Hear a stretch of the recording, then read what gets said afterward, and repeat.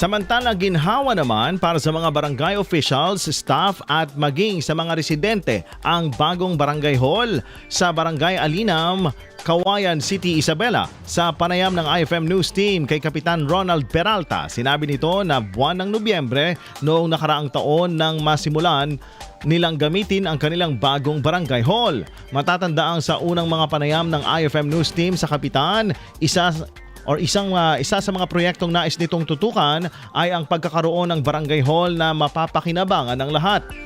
Anya, masyadong masikip ang luma nilang barangay hall bilang kung saan nalilimitahan ang kanilang paghahatid serbisyo sa kanilang mga kababayan dahil sa napakaliit na spasyo at kulang na kagamitan. Bagamat hindi pa tuluyang natatapos, ngayong may bago at mas malawak ng opisina ang barangay, mas marami ng residente na nangangailangan ng serbisyo ang kanilang nabibigyan ng pansin. Samantala, maliban sa bagong barangay hall ay ilang proyekto na rin ang kanilang natapos. Kabilang na dito ang ilang road concreting projects at karagdagang streetlights sa ilang bahagi ng kanilang barangay. IFM News.